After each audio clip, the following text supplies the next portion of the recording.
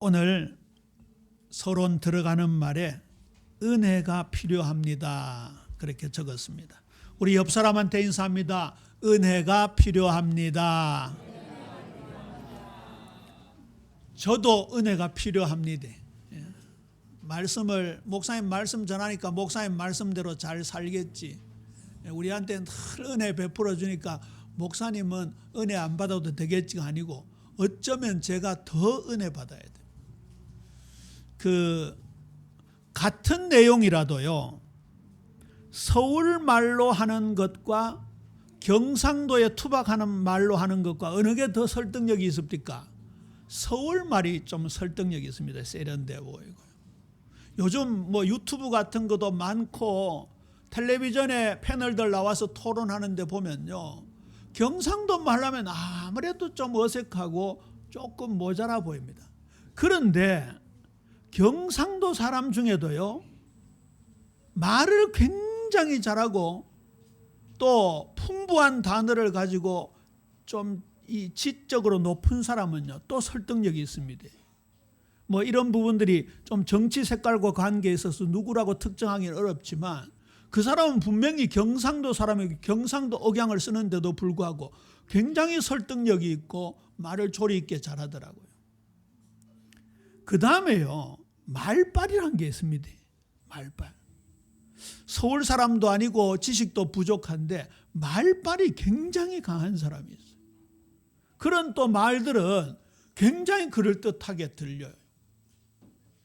근데 제가 이번에 노회를 다녀왔는데 이번에 새로 선임된 목사님이 말씀을 전하시는데 이분은 세련된 서울 말도 아니고 그렇다고 대단한 지식이 높으신 양반도 아니고 그렇다고 말빨이 강한 것도 아니고 자세히 안 들으면 무슨 말씀을 하시는지 모르겠어요.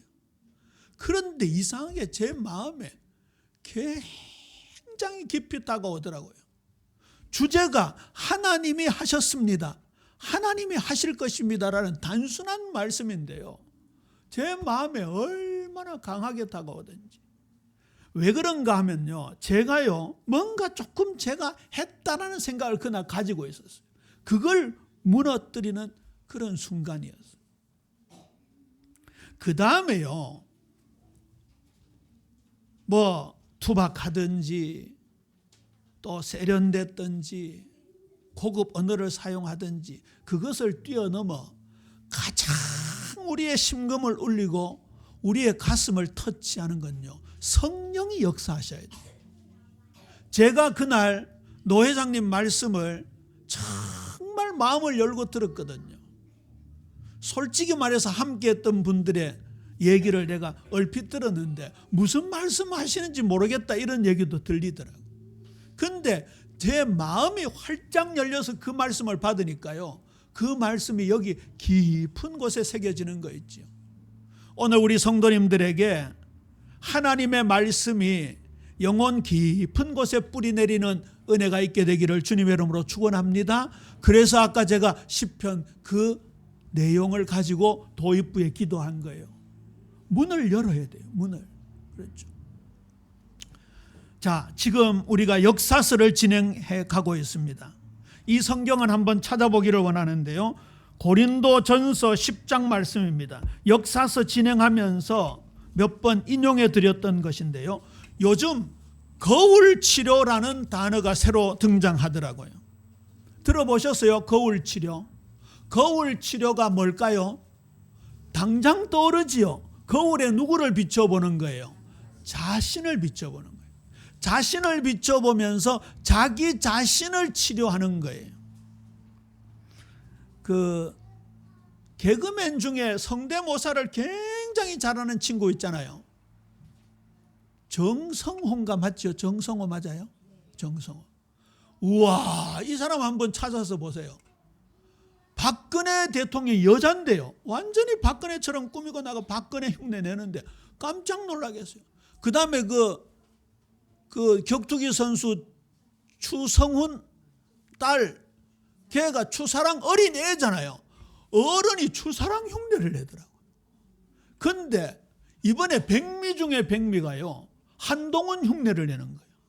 한동훈이 편의점에서 알바를 하고 거기에 이제 한동훈 분장을 해서 왔는데 얼굴 똑같아요. 근데 목소리가 한동훈하고 똑같아요. 그래 와가지고 한동훈 특징이 있잖아요. 이렇게 하나하나 말 씹는 거 있잖아요. 그걸 그대로 따라하는 거예요. 물건을 하나 가져왔더니 돈을 내셔야 하지요. 이러니까 정성호가 내가 돈으로 계산할 줄 어떻게 아십니까? 그게 이제 한동훈 어법인 거예요.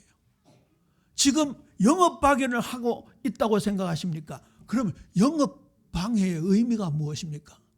그걸 가지고 한동훈이가 이렇게 얘기하더라고요. 와, 내가 저렇게 말한단 말입니까? 나라도 신경질 나겠습니다. 그래서 그게 거울 치료로 지금 아마 100만 뷰 넘게 그게 보여졌을 거예요. 나 자신이 거울에 투영돼야 되는 거예요. 그렇죠? 자 보세요. 고린도전서 10장 1절에서 11절인데요. 내용이 길기 때문에 여러분 보시고요.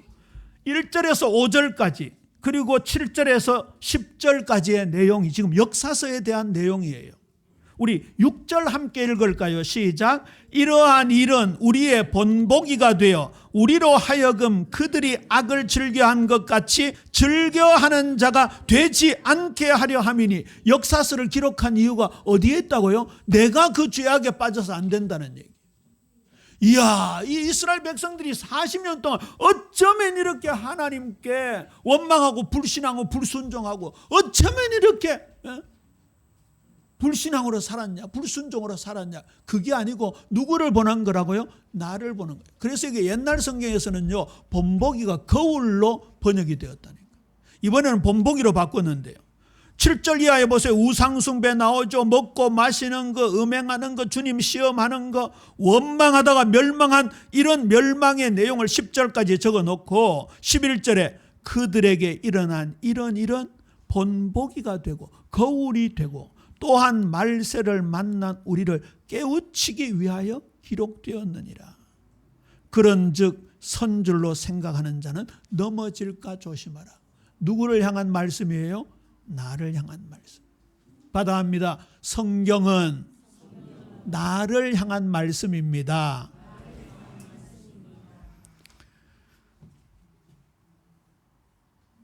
오늘 역대하 전체 중에서 2명의 왕을 선정하고 그리고 예수님이 만왕의 왕이 되신다는 것으로 결론을 내면서 본론으로 삼고자 합니다. 첫 번째 왕이 르호보암 왕입니다.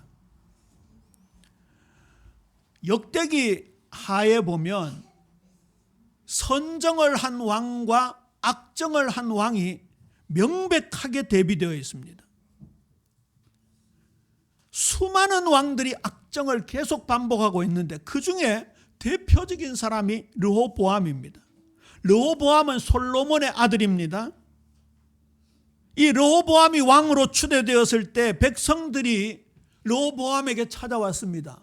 임금님, 우리가 선대왕 솔로몬 때에 궁전을 짓는다고 너무 많은 노력을 하고 세금이 부과되어서 너무 힘들었습니다. 좀 가볍게 해주세요. 그럼 우리가 왕으로 받들어 섬기겠습니다 하니까 이 르호보암이 아버지를 섬기던 원로들을 찾아가서 의논을 합니다. 그랬더니 이 원로들이 좀 정책을 온화하게 해서 백성들을 좀 끌어안으면 좋겠습니다. 그렇게 했습니다. 근데 르호보암이 가만히 생각해 보니까 꼰대들이 하는 말 저거 맞나 싶어서 누구를 찾아갔는가 하면 젊은 신하들을 찾아갔습니다. 근데 젊은 신하들이 르호보암과 어릴 때부터 같이 하던 사람들이었습니다. 근데 이 젊은 신하들이 르호보암에게 무슨 조언을 하는가 하면 내 새끼 손가락이 내 아버지 허리보다 굵다. 내 작은 새끼 손가락조차도 아버지의 허리보다 굵다. 이 말은 무슨 뜻인가 하면 허리가 힘과 권위의 상징인데 나는 내 아버지보다 훨씬 더 강하다. 더 혹독하게 다스릴 것이다. 그렇게 하라고 조언을 한 거예요. 가만히 들어보니까 그게 더 설득력이 있거든요. 그래서 오만한 권력에 이 마음을 품고요, 백성들에게 하는 말이 역대하 10장 14절입니다. 내 아버지는 너희의 멍에를 무겁게 하려 하였으나 나는 더 무겁게 할지라. 내 아버지는 가죽 채찍으로 너희를 치셨으나 나는 전갈 채찍으로 치리라. 이 전갈 채찍이라는 말은 상징적인 말인데, 전갈은 꼬리에 독침이 달려 있잖아요. 이 전갈을 채찍에 묶어가 때리는 게 아니고 낚시바늘 같이 생긴 것, 납덩어리 같은 것을 생긴 것을 가죽 채찍 끝에 붙여가지고 사람을 매질하는 거예요. 예수님이 그 채찍으로 맞으셨어요. 그러면요, 살점이 팍 떨어져 나오고 그런 거예요. 자, 그러면 젊은 신하들이 왜 강경책을 르호보암에게 제시했을까요? 늘 같이 붙어있던 신하들이니까 왕이 많은 세금을 거두고 막 백성들을 노역에 부리면 자기네들에게 뭐가 떨어집니까? 콩고물이 떨어지는 거예요. 이게 이 젊은 신하들이요, 절대 르호보암의 편에 서서 르호보암이 잘 되도록 그렇게 지금 조언한 게 아니란 말이에요. 오래전에 자주 썼던 기승전 뭡니까? 돈입니다. 돈. 진짜예요. 그러면 이 르호보암이 왜 그렇게 나락으로 떨어졌는가? 아버지가 솔로몬이고 할아버지가 다윗인데요. 그 정확한 대답이 역대하 12장 1절에 나옵니다. 우리 역대하 12장 1절 함께 읽어볼까요? 시작. 르호보암의 나라가 견고하고 세력이 강해지매 그가 여호와 율법을 버리니 온 이스라엘이 본받은지라. 무엇을 버렸다고요? 율법을 버렸다고. 하나님의 말씀이 율법을 버렸다고요. 나라가 부강해지고 돈이 많이 들어오고 자기의 권력이 세어지니까 하나님을 믿지 않고 자기 주먹을 믿기 시작한 거예요. 자기 자신을 믿기 시작한 거예요. 자기 돈과 권력을 가지고 이스라엘을 다스리면 되겠구나라고 생각했던 것이죠. 그런데 이게 여호와 하나님께 범죄가 된 거예요. 그 범죄로 말미암아 하나님은 당연히 징벌하십니다. 하나님 안 봐주십니다, 여러분. 길이길이 참고 있어서 그렇지, 참고 계셔서 그렇지, 하나님은 벌에 대한 징계를 분명히 합니다. 믿음의 조상의 반열에, 은혜의 조상의 반열에 우뚝 서 있던 다윗조차도 우리아를 전장에 보내어 죽이고 그 아내 바세바를 취해서 왕후로 삼았던 일에 대해서 하나님 징계하셨습니까? 안 하셨습니까? 징계하셨습니다. 둘 사이에 난 처자들을 데리고 가셨고 그 후손들이 지리멸렬 싸움밭에 그야말로 진흙탕의 개싸움처럼 그 후손들이 그렇게 됐다는 사실을 잊지 말아야 할 것입니다. 드디어 르호보암 제5년에 애굽 왕 시삭이 예루살렘을 치러 올라왔다. 거기에 보세요. 그들이 여호와께 범죄하였으므로. 더 놀라운 사실은요, 르호보암 왕이 율법을 버리니까 백성들조차도 본받았다. 여기 본받았다는 단어 나오잖아요. 오늘 오후 2부 예배에 본받았다는 말씀에 대해서 깊이 한번 나눌 텐데요. 우리가 무엇을 본받는가에 따라서 우리 인생 자체가 바뀌게 되는 거예요. 왜냐하면 그가 여호와를 구하는 마음을 굳게 하지 아니함이었더라. 주님의 뜻을 찾는 일에 마음을 쓰지 않고 악행만 일삼았다. 그래서 하나님이 강대국 애굽을 사용하셔서 이스라엘, 유다를 치신 거예요. 그런데 보세요. 이 모든 것이 솔로몬의 범죄의 결과였습니다. 열왕기상 11장입니다. 1절부터 보면 솔로몬이 외국, 즉 애굽, 모압, 암논, 에돔, 시돈, 헷 많은 외국 여인들을 후궁으로 불러들였습니다. 거기에 보면 이방의 많은 여인들을 사랑한지라 이렇게 나옵니다. 하나님은 틀림없이 신명기 17장 17절에서 이방 여인들을 아내로 삼지 말라. 그렇게 되면 너희들이 이방 신들을 섬기게 되는 범죄를 하게 될 것이라고 분명히 선언하셨는데 솔로몬조차도 무엇을 버렸습니까? 율법 하나님의 말씀을 버렸습니다. 오늘 제목 우리 함께 읽어볼까요? 시작. 우리는 왕이신 예수님께 순종합시다. 우리는에다가 점을 3개 딱 찍어 놓으세요. 우리는 그 말입니다. 르호보암, 솔로몬 수많은 역대 왕들이 어떻게 하든지 40년 광야 여정 속에서 이스라엘 백성들이 하나님 원망하고 시험하고 음행하고 불순종하고 애굽으로 돌아가지고 쿠데타를 일으키지만 우리는 그 말입니다. 우리는 말씀을 버리면 어떻게 되는가? 결국 여인들의 꼬임에 빠져서 이방신을 섬기고 하나님이 그들을 따르지 말라고 그렇게 계속 말씀을 하는데도 불구하고 순종하지 않았습니다. 그랬더니 하나님께서 11절에 내게 이러한 일이 있었고 또 내가 내 언약과 내가 내게 명령한 법도를 지키지 아니하였으니 내가 반드시 이 날을 내게서 빼앗아 내 신하에게 주리라. 여로보암에게 가버린 것입니다. 요한일서 2장 15절에 보면요, 이 세상이나 이 세상에 있는 것들을 사랑하지 말라. 누구든지 세상을 사랑하면 아버지의 사랑이 그 속에 있지 아니하니라. 여러분, 사랑의 속성은 오직입니다. 그렇죠? 부부가 배우자, 남편을 사랑한다, 아내를 사랑한다, 오직이어야 됩니다. 옆집 여자를 사랑하면서 아내를 사랑할 수 있습니까? 없습니까? 없습니다. 옆집 남자를 조금 사랑하고 우리 남편을 더 많이 사랑하고 맞아요? 틀려요? 틀립니다. 우리는 사랑에 있어서 오직이 되어야 됩니다. 그러니까 예수님도 하나님과 재물을 겸하여 섬기지 말라. 그게 애들 하는 말이잖아요. 양다리 걸치지 말라, 그 말 아닙니까? 그때 재물이요, 주머니 돈을 말한 게 아니라 있죠. 만몬 돈 귀신이라고 있습니다. 무서운 것입니다. 저는 이 말씀을 가지고요, 이런 단어를 한번 생각해 봤습니다. 신앙생활을 거꾸로 해서 생활신앙이라고 한번 단어를 만들어 봤습니다. 여러분, 생활체육이라고 들어보셨죠? 우리나라는요, 우리나라 북한, 중국 이런 나라는 보면 엘리트 체육인이라고 해서 국가대표를 선발해서 진천 선수촌에 집어넣고 월급 주면서 강도 있는 훈련을 시켜서 4년 만에 한 번 올림픽에 내보냅니다.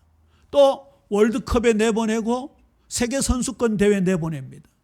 그런데 선진국 선수들은요, 생활체육인들이 많습니다. 여러분, 마라톤 우승자들 중에 수학 선생님, 물리학 교수님이 있었다는 얘기 들어보셨습니까? 외국에 종종 있는 일들입니다. 그 사람들은 전문적인 일을 하면서 생활체육을 합니다. 우리 신앙생활이요, 생활신앙이 돼야 돼요. 당장 오늘 이 말씀의 결론부에서 우리는 이렇게 물어봐야 합니다. 당장 내일 월요일부터 나의 왕은 누구신가? 예수님은 내게 어떤 분이신가? 아니, 오늘부터, 아니 지금부터, 지금 이 시간 만왕의 왕 만주의 주 예수님이 나의 왕, 나의 주님이 되셔야 되는 거예요. 잊지 말아야 할 것입니다. 진짜 우리만이라도 만왕의 왕이신 예수님을 순종하고 그 말씀을 따라가야 할 것입니다. 자, 모델적인 한 왕이 등장하죠. 히스기야입니다. 히스기야에 대해서 오늘 본문에 나오지만 2절에 히스기야가 그의 조상 다윗의 모든 행실과 같이 여호와 보시기에 정직하게 행했다고 말씀하고 있습니다. 이게 믿음이고요, 특별히 생활신앙입니다. 선대왕, 선왕들의 기록들을 보았겠죠. 이 역대기서에 보면 역대지략이라는 단어가 나오잖아요. 우리나라로 치면 조선왕조실록이나 승정원 일기 같은 것들이겠죠. 거기에 왕의 사료가 다 기록되어 있습니다. 특히 조선시대 같은 경우에는 전 세계에서 거의 유일하게 왕에 대한 일거수일투족을 기록했다고 합니다. 이성계가 태조왕이 되었잖아요. 이성계가 말을 타고 가다가 낙마를 했습니다. 그러니까 천하의 고기로 유명한 장소였는데 말에서 떨어지니까 부끄럽잖아요. 그런데 옆에 사관이 요 휴대용 붓을 가지고 임금님이 말에서 떨어지다 기록했거든요. 그러니까 이성계가 그거 적지 마라 이랬어요. 그랬더니 사관이 적지 마라 하셨다. 그런 것까지 기록해놨어요. 이 솔로몬, 우때, 다윗 왕부터 쭉 역대 지략이 적혀져 있는데 히스기야는 무엇을 바뀌었습니까? 모델적인 다윗의 역대 지략을 본 거예요. 그래서 나도 이렇게 살아야 되겠구나. 아까 고린도전서 10장에 나오는 대로 거울로 삼았던 것이죠. 드디어 유대 땅에 대종교개혁을 펼치게 됩니다. 성전을 성결케 하죠. 5절 말씀입니다. 레위 사람들아 내 말을 들으라. 이제 너희는 성결하게 하고 또 너희 조상들의 하나님 여호와의 전을 성결하게 하여 그 더러운 것을 성소에서 없애라. 무슨 말입니까? 무언가 성전에 들어왔다는 얘기죠. 남유다와 북이스라엘의 왕조 역사 속에서요, 끊임없이 성전에 다른 것들이 들어옵니다. 이방의 산당과 이방의 우상의 모형들이 들어오기 시작했어요. 그것들을 다 제거하라. 성전을 정결케 하라. 깨끗게 하라. 아까 사랑의 속성이 오직이라고 했잖아요. 영광과 예배의 속성이 오직이 돼야 되는 거예요. 딴 마음을 품어서 안 된다 그 말이죠. 제사 예배를 해보겠습니다. 유월절 등 절기를 준행했습니다. 역대하 30장 전체에 걸쳐서 성전 정화, 유월절을 성대히 지키고 우상을 척결했습니다. 그랬더니 하나님이 아수르를 쳐부수는 놀라운 역사를 허락하셨죠. 역대하 31장 1절입니다. 보세요. 아까 르호보암의 불신앙이 누구에게 영향을 미쳤다고요? 백성들에게 영향을 미쳤다. 그런데 보세요. 히스기야의 신앙이 백성들에게 영향을 미칩니다. 역대하 31장 1절 제가 읽어드립니다. 이 모든 일이 끝남에 거기에 있는 이스라엘 무리가 나가서 유다 여러 성읍에 이르러 주상들을 깨트리며 아세라 목상들을 찍으며 유다와 베냐민과 에브라임과 므낫세 온 땅에서 산당들과 제단들을 제거하여 없애고 이스라엘 모든 자손이 각각 자기들의 본성 기업으로 돌아갔더라. 임금님이 강한 믿음의 소유자, 참된 믿음의 소유자, 성경에 기록된 대로의 성경적인 믿음을 회복하고 하니까 백성들에게도 영향이 미쳐서 백성들이 나가서 드디어 우상을 무너뜨리기 시작했어요. 여러분 이게요 간단한 기록이 아닙니다. 이 문화 분위기란 거 아시죠? 여기 산당을 지어놓고 주상을 만들어놓고 목상을 세웠던 그 사람들이 누굴까요? 같은 백성들입니다. 여론이 무섭잖아요. 누가 개혁의 기치를 내건다는 게 쉽지 않은 일입니다. 우상을 무너뜨린다는 게 쉽지 않은 일이에요. 다 돈이 든 일이고요.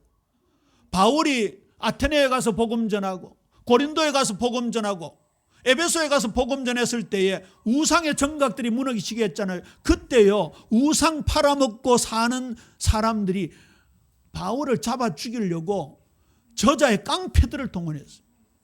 그러니까 이 사건은요 지금 유다와 북이스라엘 전체에 걸쳐서 엄청난 선한 영향력을 미쳤던 것이죠. 우리 사랑하는 성도님들이 각자 공동체에서 영적인 지도자에 있습니다.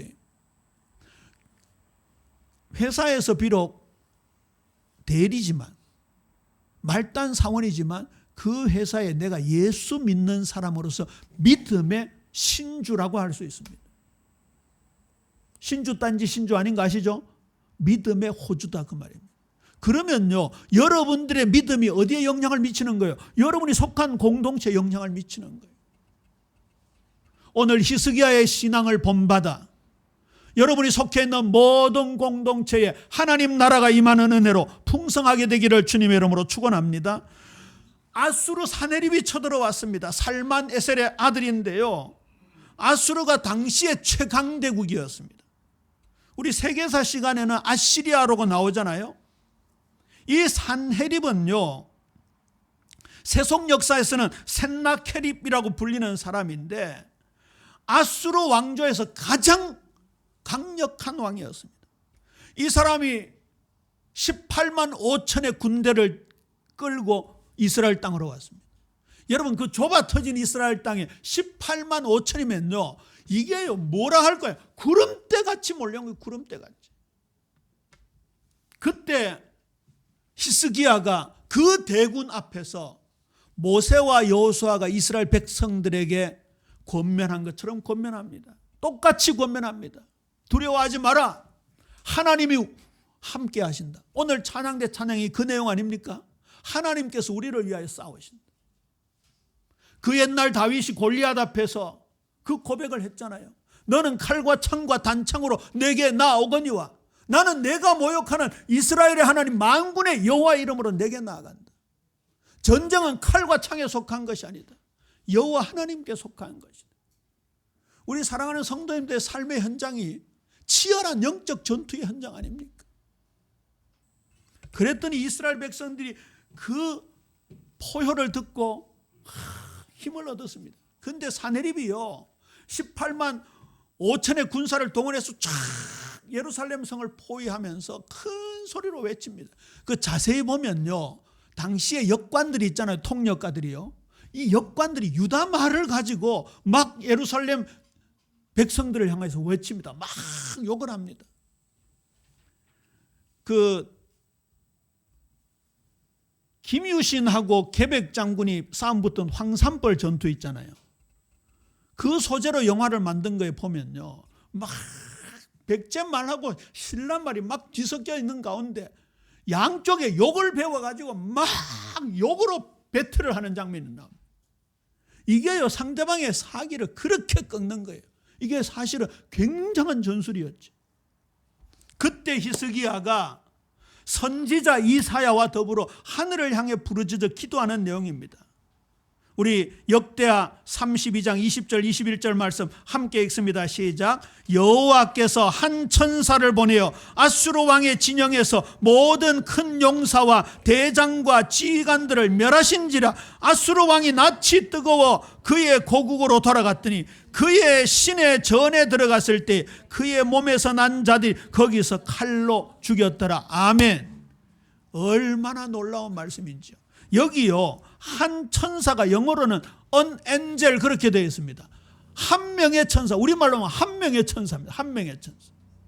한 명의 천사가 몇만을 이겼다고요? 18만 5천을 이겼다고요. 18만 5천을. 사네립이 이때 혼비백산에서 낯이 뜨거워 부끄러워서 그 말이지요. 그래서 자기 나라로 돌아가서 자기가 섬기는 신전에 들어갔는데 두 아들이 아버지를 암살하게 됩니다. 그리고 그 아이들은 아라스로 피하고 그 뒤에 아들이 왕이 되지요. 이때가 주후 681년경입니다. 열왕기하 19장에 상세히 나오고요. 이때 지어진 찬송이 시편 46편입니다. 오늘 찬양대가 마침 그 내용으로 찬양을 했습니다. 여호와께서 우리를 위하여 싸우십니다. 자, 그런데 하나님이 형통케 하시고 번성케 하셨는데 교만이 들어옵니다. 이렇게 놀라운 믿음의 소유자였던 히스기야도 교만이 들어왔습니다. 무엇을 가리키고 있습니까? 우리의 참된 왕은 이때 당시의 표현으로 말하면 오실 메시아 만왕의 왕 예수 그리스도밖에 없다는 것을 보여주고 있습니다. 우리의 왕은 히스기야가 아닙니다. 우리의 왕은 솔로몬이 아닙니다. 우리의 왕은 다윗이 아닙니다. 우리의 왕은 오직 예수님 한 분밖에 없는 줄로 믿으시기를 주님의 이름으로 축원합니다. 그래서 3대지입니다. 만왕의 왕으로서 예수님의 사역입니다. 자, 이 예언의 말씀을 읽는 자가 복이 있고 듣는 자가 복이 있다 했습니다. 그 다음에 뭡니까? 기록된 것을 지키는 자들은 복이 있으니 했으니까 일단 여러분들이 이 말씀을 머리로 기억하고 마음에 담으셔야 합니다. 다윗 언약에서 이미 메시아 예수님을 약속하셨습니다. 내 수완이 차서 내 조상들과 함께 누울 때에 내가 내 몸에서 날 내 씨를 내 뒤에 세워 그의 나라를 견고하게 하리라. 1차적으로는 솔로몬을 가리키지만 먼 미래에 오실 예수 그리스도 메시아를 가리키는 말이지요. 여러 선지자들이 예수님을 예언합니다. 마침 지지난 부활주일 우리가 이사야 9장 6절에서 7절 말씀을 가지고 예수님이 누구신가에 대한 말씀을 받았지요. 그 가운데 보세요. 그의 어깨는 정사를 메었고 영존하시는 아버지라 평강의 왕이라 할 것입니다. 그 정사와 평강의 더함이 무궁하며 또 다윗의 왕자와 그의 나라에 군림하여 그 나라를 굳게 세우고 지금 이후로 영원히 정의와 공의로 그것을 보존하실 것이라. 만군의 여호와 열심히 이를 이루시리라. 우리 주님 예수님은 만왕의 왕이십니다. 만주의 주이십니다. 이번에 윤 대통령이 결국은 탄핵을 당했습니다. 그 마지막 결정을 어디서 했습니까? 헌법재판소에서 했죠. 우리나라에 여러 법전들이 있습니다. 지방자치제의 조례라든지 그 다음에 규례, 법칙, 법규, 법률 여러 가지가 있는데 그중에 최상위법이 헌법입니다. 그래서 헌법재판소의 처결이 그렇게 중요한 거예요. 그렇다면 우리에게서 최상위법은 뭡니까? 하나님의 말씀입니다. 하나님의 말씀. 그 말씀이 지칭하고 있는 바가 예수님이신데 그 예수님이 누구시라고요? 만왕의 왕이시라고요. 만왕의 왕이시라고. 미가서 5장 2절입니다. 베들레헴 에브라다야 너는 유다 족속 중에 작을지라도 이스라엘을 다스릴 자가 내게서 내게로 나올 것이라. 그의 근본은 상고의 영원에 있느니라. 영원 전부터 계셨던 만왕의 왕 예수 그리스도. 우리는 그분을 믿고 따르고 그분에게 순종해야 하는 것이죠. 아까 이사야가 예언했던 그의 어깨에 정사를 메었다라는 것은요, 정치를 말해요. 정치. 이번 탄핵이 진영에 따라서 비극이 될 수도 있고 희극이 될 수도 있고 좋아하는 사람이 있을 수도 있고 슬퍼하는 사람이 있을 수도 있습니다. 저는 새벽에 그 말씀 드렸습니다마는 진짜 우리 대한민국의 정치는 가장 상위에 계시는 예수님의 어깨에 달려있는 줄로 믿습니까? 아니 우리 대한민국이 무슨 기독교 국가입니까? 아닙니다. 그렇게 질문하면 틀린 겁니다. 하나님 나라의 개념은요, 모든 나라 위에 최고의 왕입니다. 지금 미국에서요, 공전의 히트를 치고 있는 애니메이션 하나가 등장해서 난립니다. 우리나라 감독이 만든 영화인데요, 제목이 King of Kings. 무슨 뜻입니까? 만왕의 왕이라는 뜻입니다. 예수님의 생애를 애니메이션으로 만든 겁니다. 그 감독도 이름이 장성호입니다. 오늘 정성호 나오고 장성호 나오고. 그런데 김성호는 왜 그런지 모르겠네요. 지난번 우리나라 영화 기생충을 가뿐히 넘었습니다. 지금 월트 디즈니에서 백설공주 애니메이션 만드는데 지금 따라오지를 못합니다.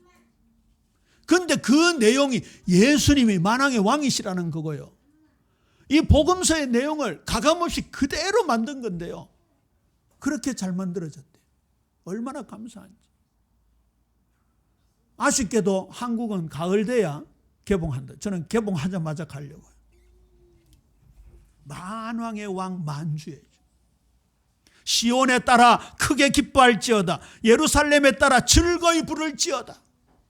보라 내 왕이 내게 임하시나니 그는 공의로우시며 구원을 베푸시며 겸손하여서 나귀를 타시나니 나귀의 작은 것 곧 나귀 새끼니라.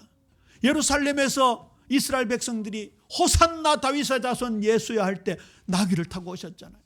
종려나무 가지를 흔들고 그 번영과 풍성을 상징하는 그 나뭇가지로 예수님을 환영하는 그 장면이 벌써 스가랴 9장에 예언되어 있습니다. 미가서 5장은 그의 탄생지 베들레헴을 예언하고 있습니다.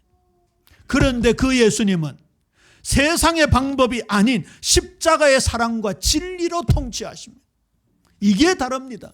이 대한민국이 예수님의 어깨에 메어진 정사로 다스려야 된다는 말이 그 말입니다. 어떻게 이 불신앙 속에서 이 세속 속에서, 이 많은 종교 속에서 가능합니까? 가능합니다. 우리 성도님들 계시는 곳에서요, 오늘 이 말씀을 순종해 보시기 바랍니다. 그게요, 큰 역사를 일으키는 거예요. 야고보서에 보면 작은 불꽃 하나가 이 요원을 태운다는 말이 있잖아요. 이번에 뭐 슬픈 일을 인용해서 그렇지만 저 의성부터 시작해서 청송 영덕을 엄청나게 태운 불이 어디서부터 시작됐습니까? 어느 산소에서 누가 담배를 피웠는지 거기에 작은 불꽃 하나가 저렇게 크게 번져버렸어요. 저와 여러분의 역할이 보통 중요한 게 아닙니다. 언젠가 그 얘기했죠. 나비 효과. 아마존의 나비의 날갯짓이 북아메리카 미국에 큰 태풍으로 온다는 학설이 있습니다. 의기소침하거나 불신앙하지 말고 내가 만왕의 왕이요 만주의 주가 되시는 예수님께 그대로 순종할 때에 우리 대한민국은 바뀌게 될 줄로 믿습니까? 그 말씀을 우리에게 주고 계시는 거예요. 요한복음 18장 36절입니다. 내 나라는 이 세상에 속한 것이 아니니라. 만일 내 나라가 이 세상에 속한 것이었더라면 내 종들이 싸워 나로 유대인들에게 넘겨지지 않게 하였으리라. 이제 내 나라는 여기에 속한 것이 아니니라. 이 모든 세상을 뛰어넘는 하나님의 나라다, 그 말입니다. 하나님 나라는 죽어서 가는 것은요, 성경에 5%밖에 기록되어 있지 않습니다. 통치, 다스리신다는 그 개념이요, 성경에 95%가 기록되어 있습니다. 그만큼 생활신앙이 중요한 거예요. 생활신앙. 그 나라가 임하니까 육신을 뛰어넘잖아요. 하나님의 나라는 먹는 것과 마시는 것이 아니요 오직 성령 안에서 의와 평강과 희락이라. 골로새 2장 15절입니다. 통치자들과 권세들을 무력화하여 드러내어 구경거리로 삼으시고 십자가로 그들을 이기셨느니라. 우리도 말씀의 지배를 받아야 됩니다. 교회를 그의 나라로 삼고 말씀과 성령으로 다스리시는 분이 우리 예비교회의 만주의 주 만왕의 왕 예수 그리스도십니다. 우리 예빛교회의 머리는 예수님이 되시는 줄로 믿습니까? 대한예수교 장로이니까 장로가 머리지. 아니에요. 예수님이 머리십니다. 예수님. 말씀을 6번 있네요. 별표 3개 해놓고 넘어갈 뻔했습니다. 고린도전서 15장 25절입니다. 부활의 주님의 놀라운 역사입니다. 그가 모든 원수를 그 발 아래 둘 때까지 반드시 왕노릇 하시리니 죄와 사망의 권세 잡은 자 마귀를 발 아래 두신다. 너희 발바닥 밑에 재와 같으리라. 우리는 더 이상 이 세상 백성이 아닙니다. 우리는 더 이상 마귀의 종노릇하는 그 지배하에 있지 않습니다. 이제는 만왕의 왕이요 만주의 주이신 예수님의 백성입니다.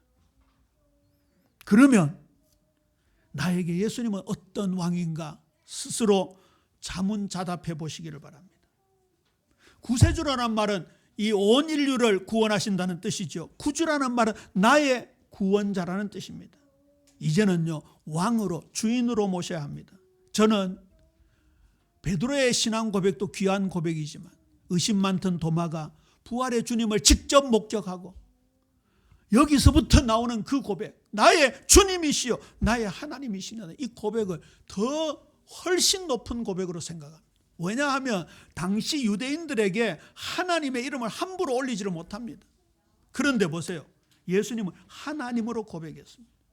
그리고 우리를 제사장 나라로 삼으셨다고 말씀합니다. 베드로전서 2장 9절 그러나 너희는 택하신 족속이요 왕같은 제사장들이요 거룩한 나라요 그의 소유가 된 백성이니. 계시록 5장 10절입니다. 그들로 우리 하나님 앞에서 나라와 제사장들 삼으셨으니 그들이 땅에서 왕노릇 하리로다 하더라. 우리 사랑하는 성도님들의 삶의 현장에 만왕의 왕 만주의 주이신 그 다스림이 실제가 되어지는 생활신앙으로 영광 돌리고 우리 남은 생에 정말 이 길을 걸어가는 예배자로 살아가는 귀한 은혜 풍성하게 되기를 주님의 이름으로 축원합니다. 아버지 하나님 은혜를 감사합니다.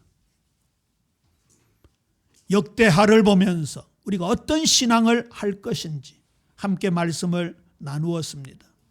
주의 성령으로 강하게 역사하셔서 만왕의 왕이요 만주의 주이신 예수님만 바라보고 그의 말씀에 오직 순종하는 우리 예빛 모든 성도들 자녀들 되게 하여 주옵소서. 감사합니다. 예수님 이름으로 기도합니다. 아멘.